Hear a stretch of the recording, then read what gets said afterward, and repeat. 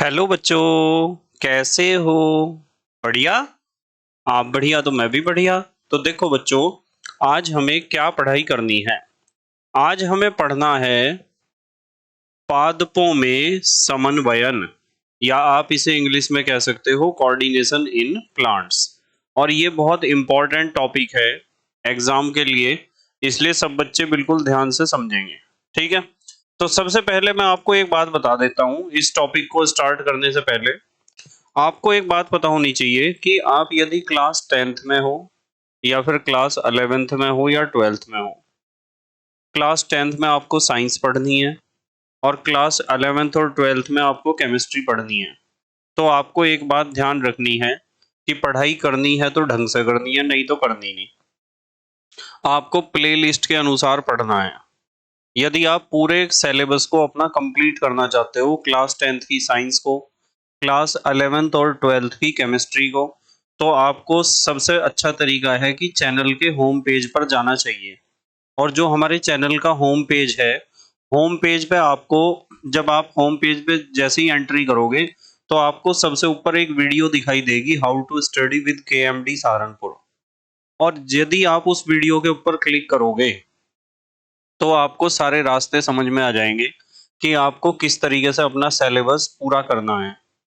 आपको सारे video lecture कहाँ मिलेंगे, रिवीजन वाले कहाँ मिलेंगे, शॉर्ट नोट्स वाले कहाँ मिलेंगे, क्योंकि बच्चों के बहुत ज़्यादा कमेंट्स आते हैं। कमेंट्स इस तरह आते हैं कि सर रिवीजन करा दो। भाई रिवीजन तो मैंने पूरा करा रखा है पूरी किताब का। क्लास 12th बोर्ड एग्जाम वालों के लिए पूरी किताब का रिवीजन करा रखा है। कुछ बच्चे कहते हैं कि सर रिवीजन कैसे करें, इसके ऊपर एक वीडियो बना दो। तो रिवीजन कैसे करने के तरीके क्या क्या हैं रिवीजन के, वो भी मैंने आपको वीडियो बना रखा है ऑलरेडी।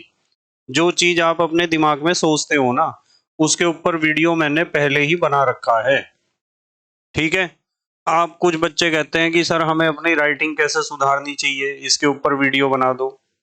तो राइटिंग कैसे सुधारनी चाहिए उसके ऊपर भी वीडियो बना रखा है, आपको मिल जाएगा। लेख सुधारने के नियम, आपको रिवीजन कैसे करना है, रिवीजन करने के क्या क्या तरीके हैं, सेल्फ स्टडी करने के क्या तरीके हैं, लेख सुधारने के कौन से नियम हैं, रिवीजन की प्लेलिस्ट पूरी है, शॉर्ट नोट्स की पूरी प्लेलिस्ट है, बहुविकल्पीय प्रश्नों की पूरी प्लेलिस्ट है। आप यदि चैनल के होम पेज पर जाओगे और नीचे की तरफ स्क्रॉल करोगे तो आपको सब कुछ समझ में आ जाएगा कि किस तरीके से आपको पढ़ाई करनी है। ठीक है। दूसरी बात, यदि आपको नोट्स चाहिए, पीडीएफ नोट्स, तो पीडीएफ नोट्स के लिए आपको, ज्यादातर बच्चों को तो पता है पर कुछ बच्चे पूछते रहते हैं कि सर पीडीएफ नोट्स कहाँ से मिलेंगे। तो पीडीएफ नोट्स के लिए आपको टेलीग्राम एप्लीकेशन इंस्टॉल करना है अपने मोबाइल फोन में। और टेलीग्राम में आपको सर्च करना है चैनल का नाम, के एम डी सहारनपुर। जो नाम यूट्यूब पर है के एम डी सहारनपुर, उसी नाम से टेलीग्राम पर भी चैनल है। और वहां आपको सारे नोट्स मिल जाएंगे, पीडीएफ नोट्स जो मेरे हैंड रिटन ही है, जैसे आपको सामने नजर आ रहे हैं। ठीक है। तो अपने नोट्स कहाँ से मिलेंगे, पीडीएफ आपको टेलीग्राम पर जो चैनल है हमारा। और लेक्चर कहाँ से मिलेंगे, सारे लेक्चर आपको मिलेंगे चैनल के होम पेज पर। ठीक है, ध्यान रखोगे। चलो स्टार्ट करते हैं। हमने इसका फर्स्ट पार्ट तो पहले ही आपको पढ़ा दिया था इस चैप्टर का, जिसमें हमने जंतुओं में समन्वयन और नियंत्रण की बात करी थी। जंतुओं में नियंत्रण और समन्वय में हमने पढ़ा था तंत्रिका तंत्र। तो हमारा मुख्य फोकस वहां था तंत्रिका तंत्र पर, जिसे आप कहते हो नर्वस सिस्टम। और तंत्रिका तंत्र को तीन भागों में डिवाइड किया था हमने। उन तीनों भागों में जो केंद्रीय तंत्रिका तंत्र था, सेंट्रल नर्वस सिस्टम था, वो बहुत इंपॉर्टेंट था। ठीक है। तो जंतुओं में समन्वय पढ़ने के बाद आज हमें डिस्कस करना है पादपों में समन्वयन, या कोऑर्डिनेशन इन प्लांट्स। ठीक है। तो कोऑर्डिनेशन ऑन इन प्लांट्स में आपको सबसे पहले एक बात बताता हूं कि जो पेड़ पौधे होते हैं ना, ये पेड़ पौधे भी समन्वय बनाकर रखते हैं अपने शरीर का, अपनी बॉडी का। ठीक है। तो इसमें हमें सबसे पहले सीखना है प्रकाशानुवर्तन। प्रकाशानुवर्तन या फोटोट्रॉपिक मूवमेंट। प्रकाशानुवर्तन नाम से ही पता चलता है, कोई भी पेड़ है, ठीक है, उसका वो वाला भाग जो भूमि से ऊपर होता है उसे हम कहते हैं प्ररोह। क्या कहते हैं? प्ररोह, यानी शूट, इंग्लिश में कहते हैं शूट। भाई जड़ को तो कहते हैं रूट, जो भूमि के अंदर होती है, और जो भूमि के बाहर वाला हिस्सा है उसे कहते हैं शूट या प्ररोह। तो प्ररोह का प्रकाश की ओर मुड़कर वृद्धि करना। आपने देखा होगा कि कोई भी पेड़ है, पौधा है, वो ज्यादातर किस तरफ को ज्यादा वृद्धि करता है? प्रकाश की तरफ। उसकी पत्तियां भी प्रकाश की तरफ ही घूम जाती हैं। और प्रकाश की तरफ वृद्धि करना और घूमना और मुड़ना, इस क्रिया को ही हम कहते हैं प्रकाशानुवर्तन या फोटोट्रॉपिज्म। ठीक है, जिसका एक एग्जाम्पल यहाँ लिखा हुआ है, देखो कि खिड़की के पास लगे पौधे की वृद्धि खिड़की की ओर मुड़ते हुए अधिक होती है। मान लो आपने गमले में एक पौधा लगा दिया और वो पौधा आपने खिड़की के पास रख दिया, ऐसी खिड़की जहां से रोशनी आती है, प्रकाश आता है अंदर। तो आप उस पौधे को, गमले को घुमाना नहीं है कि आज मंडे को इधर को घुमा के रख दिया, ट्यूसडे को इधर को घुमा के रख दिया, ऐसा नहीं करना है। आप उस गमले को बिल्कुल भी ना घुमाओ, और आप 15 दिन बाद चेक कर लेना। 15 दिन बाद आपके पौधे की पत्तियां, उनका जो फेस होगा वो खिड़की की तरफ होगा जहां से रोशनी आती है, और पौधा भी उसी तरफ को ज्यादा बढ़ रहा होगा, वृद्धि कर रहा होगा। तो इस घटना को हम कहते हैं प्रकाशानुवर्तन। तो प्रकाशानुवर्तन भी पादप समन्वय का एक हिस्सा है। ठीक है, चलो अगली बात करते हैं। अब हम बात करते हैं प्रकाशानुवर्तन के बाद गुरुत्वानुवर्तन की। गुरुत्वानुवर्तन, ठीक है, इसे गुरुत्वानुकर्षण भी कहते हैं या जियोट्रॉपिज्म। आपको पता है कि जड़ का धरती के केंद्र की ओर वृद्धि करना कहलाता है गुरुत्वानुकर्षण या गुरुत्वानुवर्तन या जियोट्रॉपिज्म। जड़ें हमेशा धरती में अंदर की तरफ को वृद्धि करती हैं। यदि आप एक गमले में एक पौधा लगाओ और उस पौधे को लगाने के बाद आप गमले को लिटा दो, ठीक है, सीधा ना रख के लिटा दो, तो उसकी जड़ें जो हैं बेटे नीचे की तरफ को गति करेंगी। आपने, जैसे मैं क्या समझाने की कोशिश कर रहा हूं, देखो मान लो आपके पास एक एक समतल स्थान है और उस समतल स्थान पे आपने एक गमले को रख दिया इस तरीके से। ये गमला रखा हुआ है और इस गमले में आपने लगा रखा है एक पौधा। ये आपने एक पौधा लगा दिया इस गमले में, ये एक पौधा लगा दिया। तो जब आप इस गमले को सीधा रखोगे ना, ठीक है, तो सीधा रखने पे आप देखोगे कि उसकी जड़ें नीचे की तरफ को ही बढ़ती हैं, यहाँ इस तरह नीचे की तरफ को बढ़ेंगी, यानी गमले में ये नीचे की तरफ को वृद्धि करती हैं जड़ें इस तरफ। अब यदि मैं आपको यूं कहूं कि आपके पास ये समतल स्थान है और आपने इस गमले को लिटा दिया, ऐसे ऐसे लिटा दिया यूं, ठीक है, और यहाँ आपका पौधा लगा हुआ है इसके अंदर, ये आपका पौधा है लगा हुआ। तो आप एक बात नोट करोगे कि कुछ दिनों बाद जब आप चेक करोगे ना और इस मिट्टी को खोद के देखोगे, तो आपको एक बात नजर आएगी कि वे जो जड़ सीधी जा रही थी वो नीचे की तरफ को वृद्धि करना शुरू कर देगी इस तरीके से, गमले में इस तरफ। समझ रहे हैं ना? इस तरफ वृद्धि करना इसलिए शुरू करा क्योंकि धरती का केंद्र इधर है। ठीक है, गुरुत्वीय केंद्र का मतलब होता है धरती का केंद्र। और यहाँ लिखा हुआ है, यहाँ लिखा हुआ है जड़ का धरती के केंद्र की ओर वृद्धि करना। जड़ हमेशा धरती के केंद्र की ओर ही वृद्धि करती है। जड़ कहाँ वृद्धि करती है? केंद्र की ओर। तो यदि गमले को आपने लिटा दिया तो क्या हुआ? तो जड़ ने नीचे की तरफ को गति करनी शुरू कर दी। गमला सीधा है तब भी नीचे की तरफ को गति करेगी, तो इसे कहते हैं गुरुत्वानुकर्षण। उसके बाद आते हैं हम, अब नया टॉपिक है, ध्यान से समझना, ये बहुत इंपॉर्टेंट टॉपिक है, इसके ऊपर आप इंपॉर्टेंट लिख भी लेना। ठीक है, अब हम पढ़ेंगे पादप हार्मोन या प्लांट हार्मोन्स।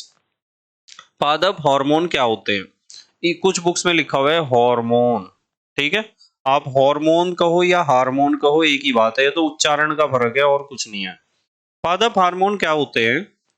पौधों में बनने वाले वे जटिल कार्बनिक पदार्थ जो वृद्धि को नियंत्रित करते हैं। पेड़ पौधों में कार्बनिक पदार्थ बनते हैं, पेड़ पौधों के अंदर ही बनते हैं, और वो पौधों की वृद्धि को कंट्रोल करते हैं, या तो वृद्धि को बढ़ाएंगे या कम करेंगे। उन जटिल कार्बनिक पदार्थों को जो पेड़ पौधों की वृद्धि को नियंत्रित करते हैं, उन्हें हम कहते हैं पादप हार्मोन। अब आपको इसमें दो बातें ध्यान रखनी है। पहली बात, हार्मोन शब्द का अर्थ होता है उत्तेजित करने वाला पदार्थ, ठीक है। और हार्मोन शब्द का प्रयोग सबसे पहले करा था स्टर्लिंग ने सन 1906 में। ये दोनों क्वेश्चन एग्जाम में पूछे जाते हैं कभी कभी, इसलिए मैंने आपको इन क्वेश्चंस को बता दिया, ठीक है। चलो अब बात करेंगे। हमें पता चल गया कि भाई पेड़ पौधे जितने भी हैं, उन पेड़ पौधों में से कुछ जटिल कार्बनिक पदार्थ बनते हैं उन पेड़ पौधों के अंदर, और वे जटिल कार्बनिक पदार्थ पौधों की वृद्धि को कंट्रोल करते हैं। उन पदार्थों को हम कहते हैं पादप हार्मोन या प्लांट हार्मोन्स। अब इनकी विशेषताएं क्या क्या हैं इसके बारे में बात करते हैं। हेडिंग है पादप हार्मोन की विशेषताएं। पहली विशेषता, ये जड़, तना एवं कलिका के शीर्षस्थ विभाज्योतक में बनते हैं। यानी हार्मोन जड़ में, तने में और कली में कहाँ बनेगा? बिल्कुल शीर्ष पे। और शीर्ष में होता है विभाज्योतक, जहां कोशिकाएं विभाजित होती रहती हैं और उनकी संख्या बढ़ेगी, जभी तो शीर्ष में वृद्धि होगी। शीर्ष का मतलब यह है किसी भी शाखा का लास्ट पॉइंट, जैसे पेड़ का बिल्कुल टॉप। तो वहां क्या होगा?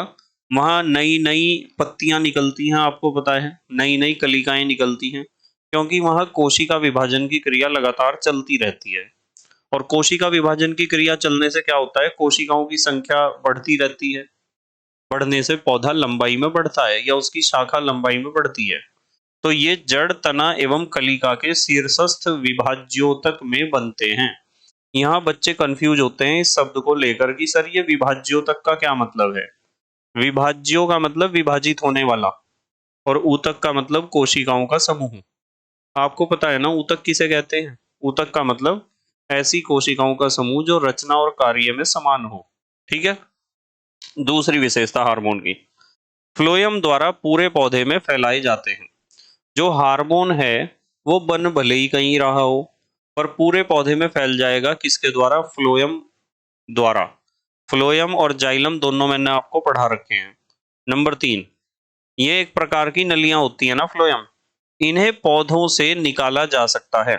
आप हार्मोन को पौधों से एक्सट्रैक्ट कर सकते हो, निकाल सकते हो, ठीक है। नंबर 4, और वैज्ञानिकों ने यही तो किया है, पादप वृद्धि तथा वृद्धि रोधन को नियंत्रित करते हैं।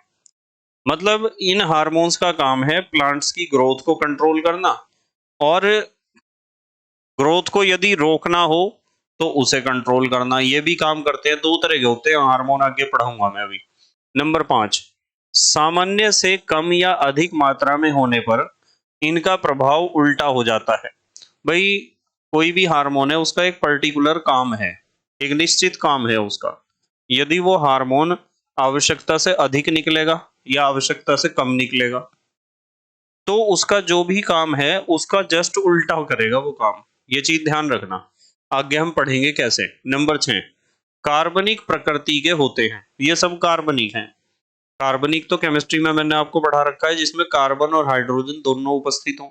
नंबर 7, अति अल्प मात्रा में आवश्यक है। इनकी बहुत कम मात्रा की जरूरत होती है, यूं नहीं कि आप बाल्टियां भर भर के इनका छिड़काव करोगे। बहुत कम मात्रा में पौधों में बनते भी हैं, और इनकी बहुत कम मात्रा में आवश्यकता भी होती है, ज्यादा मात्रा में नहीं जरूरत है इनकी। अब देखो मैंने अभी आपको बताया था कि मैं पढ़ाऊंगा, ये हेडिंग है पादप हार्मोन्स का वर्गीकरण। तो आपको ध्यान रखना है पादप हार्मोन दो प्रकार के होते हैं। इनमें से पहले तो हैं वृद्धि प्रवर्धक। वृद्धि प्रवर्धक का मतलब जो ग्रोथ हार्मोन जिन्हें हम कहते हैं, जो वृद्धि को स्टिमुलेट करने वाले हैं, वृद्धि करने वाले हैं, वृद्धि के लिए प्रेरित करने वाले हैं। वृद्धि प्रवर्धक वे हार्मोन होते हैं जिनके निकलने से पौधे में वृद्धि होती है, जैसे ऑक्सिन, जिब्रेलिन, साइटोकाइनिन।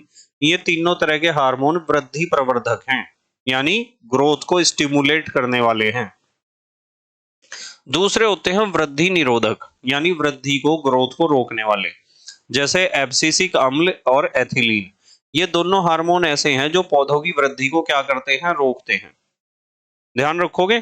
तो यदि कोई पूछता है कि पादप हार्मोन्स का वर्गीकरण करो कि पादप हार्मोन कितने प्रकार के होते हैं, तो आपको बताना है दो प्रकार के होते हैं, एक तो वृद्धि प्रवर्धक, एक वृद्धि निरोधक। वृद्धि प्रवर्धक वे हैं जो ग्रोथ को स्टिमुलेट करेंगे, पौधों की वृद्धि के लिए हैं, जैसे ऑक्सिन, जिब्रेलिन, साइटोकाइनिन्स। और वृद्धि निरोधक हार्मोन वे होते हैं जो पौधों की वृद्धि को रोकते हैं, जैसे एब्सिसिक अम्ल और एथिलीन। सबके बारे में पढ़ेंगे। सबसे पहला अटैक हम करते हैं यहाँ ऑक्सीन्स पर। ऑक्सीन या ऑक्सीन्स कुछ भी कह सकते हो आप, ऑक्सीन कह दो या ऑक्सीन्स कह दो। देखो ऑक्सीन जो है पौधों के ऊपरी सिरों पर बनते हैं। ऊपरी सिरे समझ गए, पौधे का जो शीर्ष होगा, टॉप होगा, चोटी होगी जो पेड़ की, वहां बनते हैं ये ऑक्सीन्स। नंबर 2, प्रकाशानुवर्तन व गुरुत्वानुवर्तन गतियों का नियंत्रण करते हैं। यानी प्रकाशानुवर्तन मैंने आपको बताया था, प्रकाश की ओर मुड़ते हुए वृद्धि करना, और गुरुत्वानुवर्तन या गुरुत्वानुकर्षण भी कह सकते हैं, इन दोनों को कंट्रोल करते हैं ऑक्सीन्स। तीसरी विशेषता, पार्श्व कलिकाओं की वृद्धि को रोकते हैं। मान लो आपके पास पार्श्व कलिका का मतलब होता है साइड में ब्रांच। मान लो कोई पौधा है, ये पौधा है और इसमें इधर भी ब्रांच निकलनी है, इधर भी ब्रांच निकलनी है, इधर भी। तो ब्रांच निकलने से पहले मान लो यहाँ एक पत्ती लगी हुई है, तो पत्ती और तने के बीच का जो जोड़ होता है ना, जिसे कहते हैं ब्रैकेट। मान लो ये पत्ती की डंठल है और ये है तना, तो जहां पत्ती की डंठल और तने के बीच कोण बनता है ना, उस कोण को हम कहते हैं ब्रैकेट। और उस ब्रैकेट में से जो नई शाखाएं निकलेंगी, वहां से कलियां निकलती हैं, बर्ड्स, कलिकाएं, जिनसे नई ब्रांच निकलेगी, तो उन पार्श्व कलिकाएं कहते हैं उन्हें। तो पार्श्व कलिकाओं की वृद्धि को रोकते हैं ऑक्सीन। वे ऑक्सीन का काम यह है कि वो सीधा ग्रोथ, ऐसे यदि ऑक्सीन का छिड़काव कर दिया ना आपने किसी पौधे पे या इंजेक्ट कर दिया, तो उसकी लंबाई बढ़ेगी बहुत तेज। जो भी पौधे लंबाई में ज्यादा तेजी से बढ़ते हैं, समझ जाओ कि उनके अंदर ऑक्सीन बहुत ज्यादा होता है। नंबर 4, कलम के निचले सिरे पर ऑक्सीन लगाने से जड़ें शीघ्र निकल जाती हैं। जैसे गुलाब की कलम, नाम सुना होगा, गुलाब की कलम लगाते हैं, और भी बहुत सारे पौधे हैं जैसे पॉपुलर, उनकी कलम लगाते हैं। तो आपने 50 गुलाब की कमल दी कलम, 50 गुलाब की कलम ली और उनका एक बंडल बना लिया, और एक बर्तन में आपने ऑक्सीन का घोल तैयार कर लिया। तो उन सारी कलमों की नीचे, जहां से नीचे गाड़नी, जड़ निकलनी, वहां इसे ऑक्सीन में डुबाओ और फिर धरती के अंदर लगाओ इसे, कलम को। तो यदि कलम के निचले सिरे पर ऑक्सीन लगाओगे तो उससे जड़ें जल्दी निकल जाएंगी कलम में। ठीक है। नंबर 5, ऑक्सीन के छिड़काव से फल पेड़ों से नीचे नहीं गिरते हैं। यदि आपके पौधे, पेड़ के ऊपर से फल लगातार नीचे गिर रहे हैं, फल रुकता ही नहीं है, साइज में नहीं बढ़ता, तो आपको ऑक्सीन का छिड़काव करना चाहिए पेड़ों के ऊपर। ये जो बाग लेते हैं ना लोग, जैसे आम का बाग ले लिया ठेके पे, या फिर अमरूद का बाग ले लिया, नाशपाती का बाग ले लिया, सेब का बाग ले लिया, तो ये ऑक्सीन का छिड़काव करते हैं जिससे हमारे फल जल्दी टूट के नीचे ना गिरे, उनका साइज बढ़ता रहे। नंबर 6, बीज रहित फलों के निर्माण में, जिसे कहते हैं अनिषेक फलन। ये शब्द बहुत पूछा जाता है एग्जाम में, अनिषेक फलन का क्या मतलब होता है। अनिषेक फलन का मतलब ऐसे फल तैयार करना जिनमें बीज ना हो, जैसे नींबू, संतरा, अंगूर आदि। अब नींबू ऐसे भी आ रहे हैं बाजार में जिसमें बीज नहीं होता, और संतरे भी ऐसे आने लग गए, अंगूर भी। पहले अंगूर में बहुत बीज होते थे। अंगूर का तो आप खैर महसूस करते ही होंगे, ये तो हर जगह उपलब्ध है बिना बीज वाला अंगूर। पहले अंगूर ऐसे आते थे कि उनमें बहुत बीज होते थे और उन्हें खाने में इतना मजा नहीं आता था। पर अब वैज्ञानिकों ने अनिषेक फलन द्वारा ऐसे अंगूर, संतरे और नींबू तैयार कर दिए हैं जिनसे जिनमें बीज नहीं होते। तो बीज रहित फलों के निर्माण में भी हम ऑक्सीन का छिड़काव करके हम बीज रहित फल बना सकते हैं। नंबर 7, ऑक्सीन के छिड़काव से खेतों में खरपतवार को नष्ट किया जाता है। अब ये चीज तो आपने सुनी ही होगी, खेतों में जो खरपतवार, पता है ना किसे कहते हैं? खरपतवार का मतलब एक्स्ट्रा जो घास घास फूस लग जाता है ना खेत में, तो उसे नष्ट करना है तो आप क्या कर सकते हो? ऑक्सीन का छिड़काव कर सकते हो। ऑक्सीन के छिड़काव से खरपतवार, घास फूस वगैरह सब नष्ट हो जाता है एक्स्ट्रा। नंबर 8, कुछ पौधों में पुष्पन को प्रेरित करते हैं। कुछ पौधे ऐसे हैं जिनमें फ्लावरिंग यानी पुष्प खिलने की प्रक्रिया को तेज कर देते हैं ऑक्सीन। ठीक है, चलो अब हम ऑक्सीन के कुछ उदाहरण पढ़ते हैं। कौन कौन से उदाहरण इंपॉर्टेंट है ऑक्सीन के उदाहरण? Number 1, indole acetic acid, IAA। अच्छा, आपने पत्ता गोभी देखी है? पत्ता गोभी जिसे कहते हैं कैबेज, आप एक प्रैक्टिकल कर सकते हो। जो पत्ता गोभी होती है ना, उसकी खासियत होती है एक कि पत्ता गोभी का फ्लावर होता है। मान लो ये पत्ता गोभी का डंठल है, तो उसके ऊपर पत्ते ऐसे लगे होते हैं, ऐसे ऐसे, मतलब बहुत सारे पत्ते एक के ऊपर एक लिपटे हुए, इस तरह का एक फूल सा बन जाता है ना। पत्ता गोभी ऐसी तो होती है बंद कली, कैबेज। यदि मैं कहूं कि आप इसके ऊपर जब पत्ता गोभी आपने लगाई तो इसके ऊपर IAA का छिड़काव कर दो, इंडोल एसिटिक एसिड का, तो आपका पत्ता गोभी पता कैसा हो जाएगा? ऐसा हो जाएगा, ऐसा। ये सारी पत्तियां, इनमें इतनी लंबाई में वृद्धि होगी कि वो एक कली या ना होके एक लंबा सा पौधा बन जाएगा इस तरह। तो पत्ता गोभी कब बदलेगी इस तरीके से? जब आप IAA का छिड़काव करोगे। और IAA क्या है? IAA एक प्रकार का ऑक्सिन है। ये केमिकल जो है वो ऑक्सिन है, ऑक्सिन। ठीक है। तो हमने पढ़ा पहला उदाहरण, क्या पढ़ा? इंडोल एसिटिक अम्ल IAA। दूसरा है इंडोल ब्यूटायरिक अम्ल IBA, indole 3 pyruvic acid I3PA, और 2,4 डाइक्लोरोफिनॉक्सी एसिटिक एसिड 2,4-D कहते हैं। ठीक है। तो ये सब किसके उदाहरण है? ऑक्सिन के उदाहरण है। बस इससे ज्यादा खतरनाक क्वेश्चन एग्जाम में आपके आ नहीं सकता 10th लेवल पर। ठीक है। चलो आगे बढ़ते हैं। अब आते हैं हम दूसरे हार्मोन पर।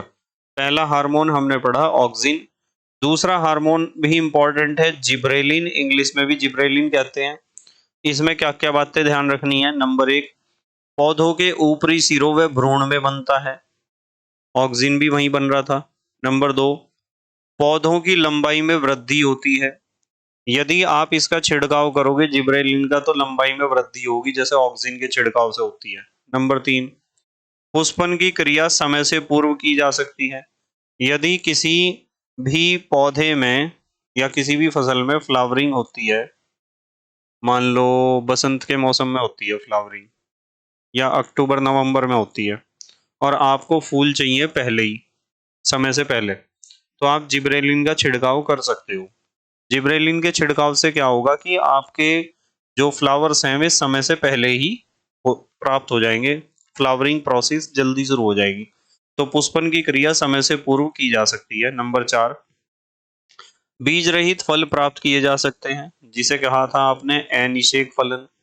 नंबर पाँच, बीजों में प्रसुप्ति काल को कम किया जा सकता है। अब बच्चों के दिमाग में एक क्वेश्चन आया होगा कि सर प्रसुप्ति काल का क्या मतलब है?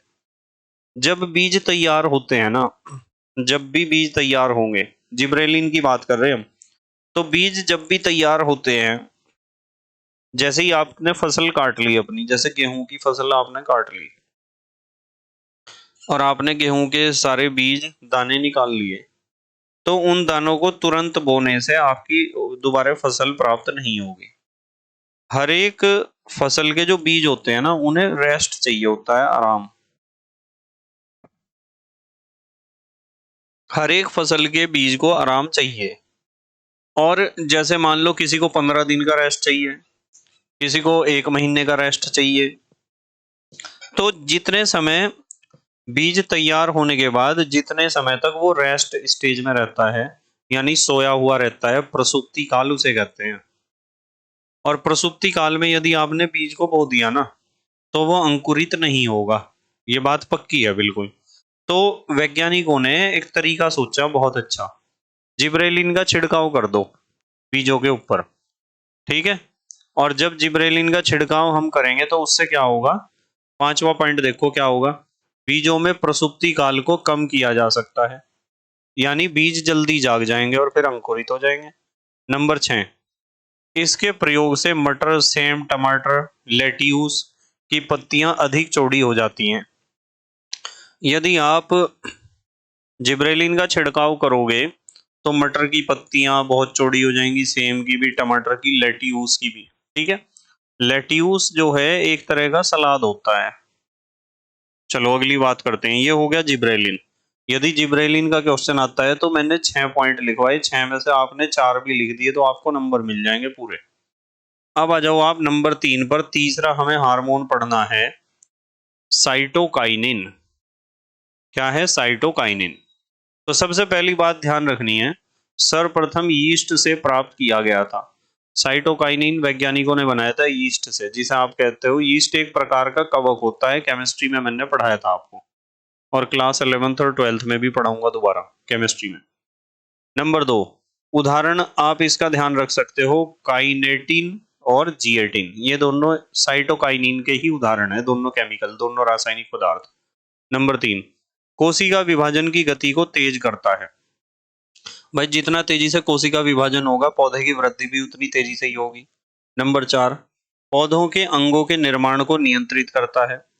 मतलब ज्यादा अंग ना बने पौधे में और वो ग्रोथ करता है। यदि अंग बने ना, मान लो बॉडी के नए पार्ट्स बनते जा रहे, तो लंबाई में ग्रोथ नहीं होती ज्यादा। तो पौधे के अंगों के निर्माण को कंट्रोल करता है ये साइटोकाइनिन। नंबर 5, पार्श्व कलियों व शाखाओं की वृद्धि तेज होती है। पार्श्व कलियों और शाखाओं की वृद्धि इसमें तेज होती है साइटोकाइनिन के छिड़काव से। नंबर 6, प्रसुप्ति काल को कम करता है। जैसे जिब्रेलिन प्रसुप्ति काल को कम करता है, इसी तरीके से साइटोकाइनिन भी बीजों के प्रसुप्ति काल को कम करता है। अब आपको समझ में आ गया होगा कि प्रसुप्ति काल का क्या मतलब है, पता है ना। नंबर 7, इससे जीर्णता को रोका जा सकता है। अब फिर एक नया सवाल खड़ा हुआ दिमाग में, सर जीर्णता का क्या मतलब है? जीर्णता का मतलब बिल्कुल नष्ट हो जाना।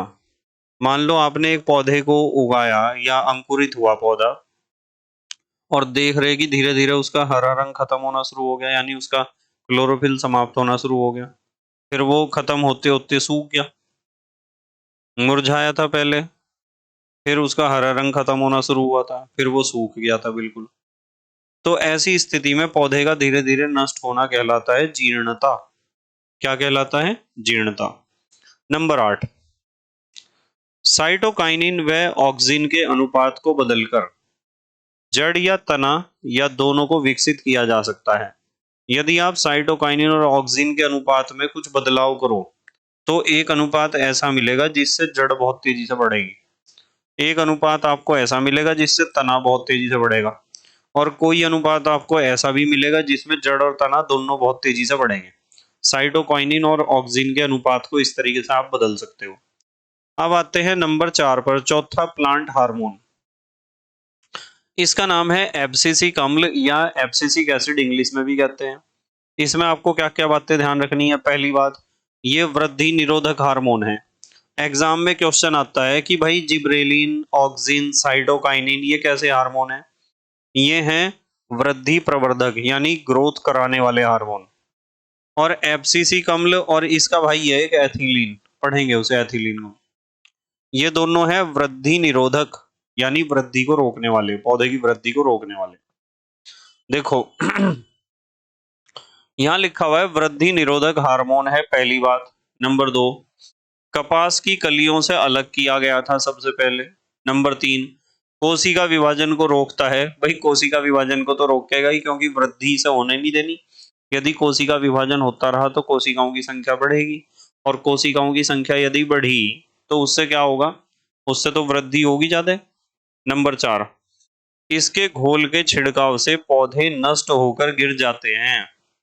ठीक है, पौधे नष्ट होकर क्या हो जाते हैं? गिर जाते हैं। ये भी एब्सिसिक एसिड का एक उपयोग है, जिन पौधों को गिराना हो नष्ट करके। नंबर 5, कलियों व बीजों के अंकुरण को रोकता है। कलियों और बीजों के अंकुरण को ये रोक देगा। नंबर 6, आलू के कंद बनने में सहायता करता है। आलू ज्यादा पैदा करना, तो आलू की फसल पे आप एब्सिसिक एसिड का छिड़काव कर दो। नंबर 7, पुष्पन को रोकता है। फ्लावरिंग प्रोसेस स्लो कर देगा ये, यानी ज्यादा फूल नहीं खिलेंगे, बहुत कम खिलेंगे या ना के बराबर। नंबर 8, कोशिकाओं को लंबा होने से रोकता है। भाई जब वृद्धि निरोधक हार्मोन है तो कोशिकाओं को तो लंबा होने से रोकेगा ही। नंबर 9, रंध्रों को बंद करके वाष्पोत्सर्जन को कम करता है। ये क्या करता है? रंध्र का मतलब पर्णरंध्र, स्टोमेटा। स्टोमेटा को बंद कर देगा, और यदि स्टोमेटा बंद हो गए तो पानी वाष्प के रूप में कम उड़ेगा पौधे से, यानी वाष्पोत्सर्जन कम होगा। तो जिस जगह पे धरती में पानी की कमी है ना, ऐसे स्थानों पे आप अपनी फसल के ऊपर एब्सिसिक अम्ल का छिड़काव कर सकते हो, क्योंकि वो उस पौधे की पत्तियों के जो रंध्र हैं उन्हें ज्यादातर बंद कर देगा, जिससे पानी का वाष्प के रूप में नुकसान होने से बचेगा, ठीक है। वो इतना बंद नहीं करेगा कि गैसियस एक्सचेंज भी ना हो सके, गैसों का आदान प्रदान तो होगा। तो ये 9 पॉइंट याद रखने हैं आपको वाष्पोत्सर्जन बंद करने में किस तरीके से हेल्प करता है एब्सिसिक एसिड। एब्सिसिक एसिड के 9 पॉइंट आपको ध्यान रखने हैं, ठीक है। 9 में से 5 भी आपने एग्जाम में लिख दिए तो आपको पूरे नंबर मिल जाएंगे। अब आते हैं 5वें हार्मोन पर, जिसका नाम है एथिलीन या इथाइलीन इंग्लिश में कहते हैं। इसमें आपको पहली बात यह ध्यान रखनी है, एकमात्र गैसीय हार्मोन है। कैसा हार्मोन? गैसीय। अब तक जितने भी हार्मोन हमने पढ़े वे सारे द्रव हार्मोन थे, ठीक है। चाहे ऑक्सीन पढ़ा, चाहे जिब्रेलिन पढ़ा, ठीक है, चाहे साइटोकाइनिन पढ़ा, ये सारे कैसे थे? सारे द्रव हार्मोन थे। एग्जाम में यदि क्वेश्चन आता है कि कौन सा पादप हार्मोन गैसीय अवस्था में पाया जाता है तो आपको बताना है एथिलीन। फार्मूला होता है C2H4। आप लिखना चाहो तो फार्मूला लिख सकते हो, एथिलीन को इथाइलीन का फार्मूला C2H4 होता है, ठीक है। नंबर 2, फलों को पकने में सहायक है। मतलब यदि एथिलीन हार्मोन प्लांट में ज्यादा निकल रहा है तो फल पकने शुरू हो जाएंगे। नंबर 3, पौधों की लंबाई में वृद्धि को रोकता है। भाई लंबाई में वृद्धि को तो रोकेगा ही। नंबर 4, पुष्पन वृद्धि को यूं रोकेगा, ये वृद्धि निरोधक हार्मोन है ये भी। ये 2 वृद्धि निरोधक हैं, ध्यान रखना। पुष्पन को कम करता है किंतु अनानास में बढ़ाता है। यानी यदि इसका छिड़काव कर दिया तो फ्लावरिंग प्रोसेस कम हो जाएगी, फूल कम खिलेंगे या नहीं खिलेंगे। पर अनानास के ऊपर इसका उल्टा इफेक्ट है, अनानास में फ्लावरिंग ज्यादा होगी। नंबर 5, मादा पुष्पों की संख्या बढ़ाता है, क्योंकि फल बनने के लिए प्रेरित करने वाला हार्मोन है ना ये। नंबर 6, पत्तियों, फलों व पुष्पों के विलगन को तीव्र करता है। यदि इसका छिड़काव आपने कर दिया तो पत्तियां भी झड़ के गिरेंगी बहुत ज्यादा, और फल भी बहुत ज्यादा झड़ के गिरेंगे, और पुष्प भी, फ्लावर भी बहुत ज्यादा झड़ के गिरेंगे, ठीक है। नंबर 7, मूल रोमों के निर्माण व बीजों के अंकुरण को प्रेरित करता है। यदि इसका छिड़काव कर दिया तो जड़ में बहुत ज्यादा मूल रोम बनेंगे। मूल रोम तो पता है आपको, रूट हेयर्स जो धरती से पानी को खींचते हैं परासरण की क्रिया द्वारा। और बीजों का अंकुरण भी तेजी से होगा यदि इसका छिड़काव आपने बीज के ऊपर कर दिया। इसके एग्जाम्पल देख लो, कुछ हार्मोन्स के एग्जाम्पल आपको याद करके जाने जो हमारे सिलेबस में है। एक अच्छा उदाहरण है इथेफोन। इसका पूरा नाम होता है 2-क्लोरो-इथाइलिन फॉस्फोरिक एसिड। इसका प्रयोग फलों को पकाने में होता है। जो फल पकाए जाते हैं ना, उसके लिए मिक्सचर रखा जाता है। जैसे आम को पकाने के लिए आम की पेटी में मिक्सचर रखते हैं, तो कार्बेट भी रखते हैं और इथेफोन भी रखते हैं, ठीक है। इससे फल जल्दी पकते हैं, क्योंकि इथेफोन को रखने से क्या होता है, इथाइलिन गैस निकलती है, और वो इथाइलिन गैस जैसे ही फलों के संपर्क में आएगी तो फल पकने शुरू हो जाएंगे, ठीक है। अब आते हैं नंबर 6 पर। एक छोटा सा और क्वेश्चन एग्जाम में आता है कभी कभी, छठा, पुष्पन हार्मोन या फ्लावरिंग हार्मोन किसे कहते हैं? नाम से ही पता चल रहा, पुष्पन हार्मोन का मतलब जो जिनके छिड़काव से ज्यादा फ्लावर्स खिलेंगे, ठीक है, फ्लावरिंग ज्यादा होगी, पुष्पन क्रिया तेज होगी। जैसे वर्नेलिन एक पुष्पन हार्मोन है, फ्लोरीजेन भी एक पुष्पन हार्मोन है। इसमें आपको सिर्फ एक बात ध्यान रखनी, ताप व प्रकाश के प्रभाव से पौधों में पुष्पन को प्रेरित करना, ये इसका काम होता है पुष्पन हार्मोन का, ठीक है। फ्लावरिंग हार्मोन क्या करते हैं, ताप का प्रभाव और प्रकाश का प्रभाव, उसके आधार पर ये पौधों में फ्लावरिंग प्रोसेस को क्या कर देते हैं, फास्ट कर देते हैं, और बहुत ज्यादा फ्लावर्स खिलते हैं। चलो एक इंपॉर्टेंट क्वेश्चन और डिस्कस करते हैं, ऑक्सिन और जिब्रेलिन में अंतर। ये एग्जाम में पूछा जाता है बहुत कि ऑक्सिन और जिब्रेलिन में क्या अंतर होता है। तो ऑक्सिन में पहली बात, शीर्ष प्रमुखता में वृद्धि करता है। यदि ऑक्सिन का छिड़काव करोगे तो शीर्ष का मतलब टॉप पर लंबाई बढ़ेगी पौधे की। इसमें जिब्रेलिन शीर्ष प्रमुखता पर कोई प्रभाव नहीं डालता है। नंबर 2, ऑक्सिन की अधिक सांद्रता से जड़ में वृद्धि रुक जाती है, ठीक है। जड़ में तो वृद्धि रुकेगी, क्योंकि ऑक्सिन का काम तो जो शूट है, जो प्ररोह है, उसके टॉप में काम करना है, जड़ से तो कोई मतलब ही नहीं है। ज्यादा आपने सांद्रता बढ़ा दी तो पौधा लंबाई में तो बहुत बढ़ेगा, जड़ का कुछ भी नहीं होने का है। जड़ की वृद्धि पर कोई प्रभाव नहीं पड़ता है जिब्रेलिन का। नंबर 3, ऑक्सिन पुष्पन को प्रभावित नहीं करता है। जिब्रेलिन यह पुष्पन की क्रिया को तेज करता है। जिब्रेलिन से कुछ पौधों में फ्लावरिंग प्रोसेस फास्ट हो जाती है। ठीक है, अब आते हैं नंबर 4 पर। चौथा अंतर देखो क्या है। चौथा अंतर, बीजों की प्रसुप्ति को प्रभावित नहीं करता, और जिब्रेलिन में हमने पढ़ा था बीजों की प्रसुप्ति को समाप्त करता है, यानी प्रसुप्ति काल को घटा देता है, जल्दी जाग जाते हैं बीज जिससे अंकुरण उनका हो सके। नंबर 5, यह बीजों के अंकुरण को प्रभावित नहीं करता, और यहाँ यह बीजों के अंकुरण को तीव्र करता है। भाई जब प्रसुप्ति काल को समाप्त कर दिया तो अंकुरण तो होगा ही फिर बीजों का, सीधी सी बात है, इसमें तो कुछ ज्यादा सोचने समझने की बात है ही नहीं। तो ऑक्सिन और जिब्रेलिन में ये जो अंतर है ये आपको आना चाहिए, बहुत इंपॉर्टेंट है बेटे ये क्वेश्चन। अब आ जाओ आप नेक्स्ट, एक छोटा सा अंतर हमें देखना है इन दोनों के बीच, साइटोकाइनिन और एथिलीन। ठीक है, इसमें पहली बात, साइटोकाइनिन गैसीय हार्मोन नहीं है तो नहीं गैसीय हार्मोन, गैसीय हार्मोन तो सिर्फ एक है, एथिलीन गैसीय हार्मोन है। नंबर 2, साइटोकाइनिन कोशिका विभाजन की गति को तेज करता है। कोशिका विभाजन की गति को क्या करता है, तेज करता है साइटोकाइनिन। और इधर एथिलीन कोशिका विभाजन पर कोई प्रभाव नहीं डालता है। नंबर 3, पार्श्व कलिकाओं की वृद्धि को तेज करता है, और एथिलीन पुष्पन को कम करता है। ध्यान रखना आपको। ठीक है, तो इस तरीके से ये जो हमने अभी तक डिस्कस किया है ना, ये हमने पूरा पादप समन्वय डिस्कस कर लिया। पादप समन्वय का जो इंपॉर्टेंट चीज हमारे पास थी वो था प्लांट हार्मोन, पादप हार्मोन। पादप हार्मोन्स के बारे में हमें बिल्कुल पता होना चाहिए, इसलिए मैं कहता हूं कि बिल्कुल ध्यान से आपको समझना। और ये जो टॉपिक नीचे दिखाई दे रहा ना आपको, जंतुओं में रासायनिक समन्वय, ये हमारे चैप्टर का लास्ट पड़ाव होगा। हम इस चैप्टर को 3 वीडियो में कंप्लीट कर देंगे। पहला वीडियो तो था हमारा जंतुओं में समन्वय नियंत्रण, जिसमें हमने तंत्रिका तंत्र पढ़ा। दूसरा पादप समन्वय में हमने हार्मोन्स कर लिए इस वीडियो में। और तीसरे वीडियो को मैं जंतुओं में रासायनिक समन्वय पढ़ाऊंगा, जिसमें हम बात करेंगे हमारे शरीर में कौन कौन सी ग्रंथियां पाई जाती हैं और उन ग्रंथियों से कौन से हार्मोन निकलते हैं। यदि वो हार्मोन ज्यादा निकलेगा तो क्या होगा, और कम निकलेगा तो कौन सा रोग होगा। इन सब चीजों के बारे में डिस्कस करेंगे अगली वीडियो में, जो बहुत इंपॉर्टेंट है।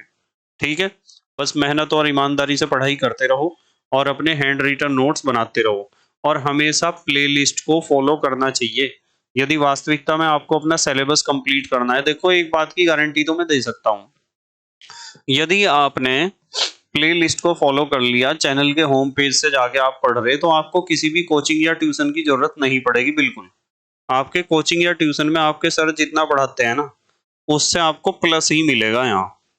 ठीक है, बस मेहनत और ईमानदारी से पढ़ाई करते रहो और अपने हैंड रिटन नोट्स बनाते रहो। तो thank you very much for watching this video. Okay, bye.